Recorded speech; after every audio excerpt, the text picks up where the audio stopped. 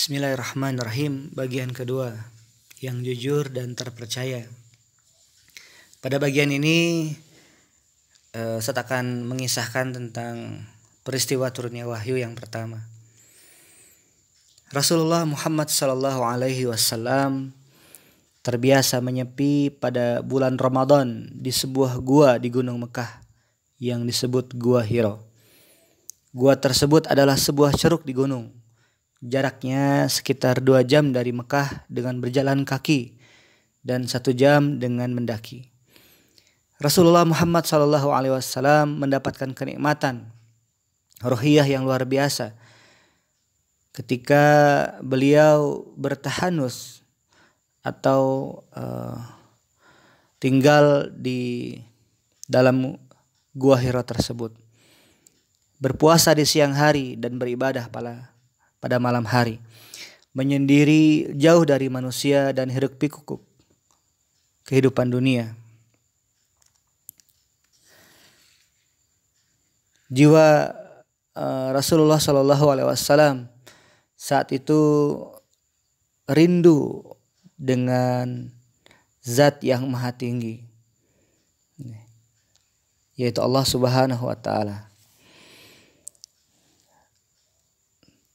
Dan pada tanggal 6 Agustus 610 Masehi di bulan Ramadan, di mana usianya saat itu 40 tahun, seperti biasa Rasulullah SAW berangkat menuju Gua Hiro.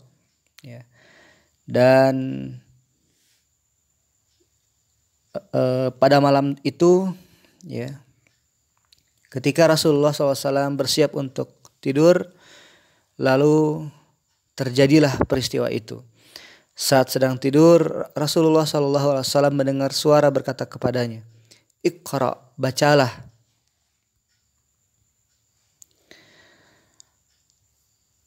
Selanjutnya Rasulullah SAW mengisahkan apa yang terjadi. Dalam sebuah hadis, Rasulullah SAW bersabda, "Ketika aku sedang tidur, tiba-tiba datang kepadaku sesosok membawa sesuatu dari sutra yang di dalamnya terdapat sebuah kitab. Kemudian dia berkata, 'Bacalah.' Aku menjawab, 'Aku tidak bisa membaca.' 'Ma ana biqari.' Dia pun memelukku dengan sangat erat, dengan sangat kuat, seakan aku hampir mati. Lalu dia melepaskanku dan berkata, 'Iqra, bacalah.' Aku menjawab, 'Aku tidak bisa membaca.' Lalu dia merangkulku lagi yang kesekian kalinya sampai aku kepayahan. Kemudian dia lepaskan lagi dan berkata, 'Iqra, bacalah.' Aku menjawab, 'Ma ana biqari,' aku tidak bisa membaca. Maka dia merangkulku yang ketiga kalinya, dan dia lepaskan dan kemudian berkata, 'Iqra, bacalah.' Aku menjawab, 'Apa yang aku baca?' Aku berkata seperti itu agar dia tidak mengulangi apa yang sebelumnya dia lakukan terhadapku. Lalu malaikat Jibril kemudian berkata, 'Iqra bismi rabbikal ladzi khalaq.' Bacalah dengan nama Tuhanmu yang telah menciptakan. Khalaqal insana min 'alaq. Ia telah menciptakan manusia dari segumpal darah.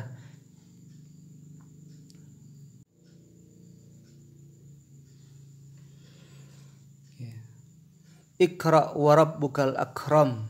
Bacalah dan Tuhanmu lah yang maha pemurah. Alladzi 'allama bil qalam, yang mengajar dengan pena. 'Allamal insana ma lam ya'lam. Ia mengajar manusia apa yang tidak diketahuinya. Al-Quran surat Al-Alaq ayat 1-5. Maka aku membacanya hingga selesai. Lalu malaikat Jibril meninggalkanku. Aku seperti diberikan mimpi, seolah-olah tertulis di hatiku sebuah kitab. Tak lama kemudian bangunlah Muhammad SAW dari tidurnya. Dengan rasa takut beliau menoleh, namun tak menemukan apa-apa. Rasulullah SAW pun lari dari gua itu dengan penuh rasa takut dan bingung. Dan saat itu beliau sallallahu alaihi wasallam bercerita, aku keluar hingga sampai di tengah bukit, aku mendengar suara dari langit. Seorang berkata, "Hai Muhammad, engkau utusan Allah." Dan aku adalah Jibril. Aku mengangkat kepalaku, aku melihat ke langit. Dia adalah malaikat Jibril dengan wujud laki-laki yang kakinya membentang di ufuk langit. Malaikat Jibril kemudian berkata, "Hai Muhammad, engkau adalah utusan Allah dan aku adalah Jibril." Aku berdiri untuk melihatnya tanpa maju dan mundur. Aku arahkan pandanganku kepadanya di ufuk langit. Dan aku tidak melihat arah manapun, melainkan aku lihat dia berada di sana. Aku berdiri diam terpaku, tidak maju dan tidak mundur, hingga akhirnya istriku Khadijah mengutus orang-orangnya untuk mencariku. Mereka tiba di dataran tinggi Mekah dan kembali menemui Khadijah, sedangkan aku tetap berdiri di tempatku semula. Setelah Jibril pergi, aku pun kembali pulang ke rumah. Muhammad SAW kembali bergetar hatinya oleh rasa takut hingga beliau berhadapan dengan sang istri, itu Khadijah. Zammiluni, zammiluni, selimuti aku, selimuti aku. Wahai Khadijah, apakah engkau tahu aku telah melihat apa yang kulihat dalam mimpiku dan mendengar suara yang aku dengar saat aku terjaga hingga membuatku takut. Sungguh dia adalah Jibril yang telah menampakkan dirinya kepadaku dan berbicara denganku serta membacakan untukku perkataan yang aku terkejut mendengarnya. Kemudian dia kembali dan memberitahuku bahwa aku adalah Nabi Rasul umat ini. Kemudian Siti Khadijah radhiyallahu anha menjawab, Bergembiralah wahai suamiku dan tegarlah. Demi zat yang jiwa Khadijah berada di tangannya, sungguh aku berharap kiranya engkau menjadi nabi untuk umat ini." Ya.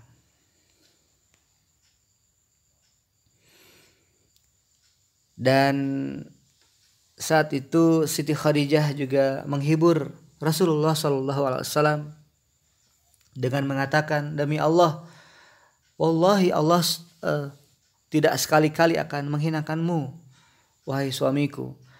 Engkau adalah orang yang sangat mulia akhlaknya, senantiasa menyambung hubungan silaturahmi, menanggung pihak yang lemah, orang miskin yang membutuhkan makanan, memberi pendapatan kepada orang yang tidak berharta. Engkau senantiasa memuliakan tamu dan menolong mereka yang hak." Setelah itu Khadijah bersama Rasulullah SAW berangkat menemui Waraqah bin Aufal bin Asad bin Abdul Uzza. Waraqah merupakan sepupu Khadijah. Beliau adalah seorang lelaki yang menganut agama Nasrani semasa jahiliyah. Setelah mendengar apa yang diceritakan Khadijah, ia berkata, "Wahai saudaraku, jangan khawatir. Suamimu telah dipilih sebagai Nabi Allah, sebagai Rasul Allah.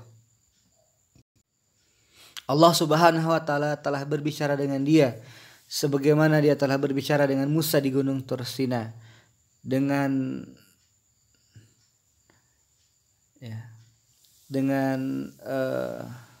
berkata sambil berwajah sedih Waraqah bin Aufal kemudian mengatakan, "Sekiranya seandainya umurku panjang, aku akan membelamu dengan sekuat tenaga pada saat engkau diusir oleh kaummu." Beberapa bulan kemudian malaikat Jibril muncul lagi menyampaikan wahyu, menyuruh baginda Rasulullah SAW untuk memulai berdakwah, mengajak kaumnya untuk menyembah Allah Subhanahu wa taala semata. Dan kemudian menurunkan surat Al-Mudaththir, "Ya ayyuhal mudaththir kum fa'anzir." Wahai orang-orang yang berselimut, bangunlah. Kum fa'anzir, lalu berilah peringatan. Ikhwan wa wasfila rahimakumullah. Mungkin itu sekilas tentang peristiwa turunnya wahyu, yang mana Surat Al-Alaq ayat 1 sampai 5 ini diturunkan di Gua Hira ketika Rasulullah SAW sedang menyepi, sedang bertahanus, sedang sendirian di atas gunung. Semoga ada manfaatnya. Wallahu muwaffiq ila aqwamit thariq. Hadanallahu wa iyyakum ajma'in wa al afu minkum. Assalamualaikum warahmatullahi wabarakatuh.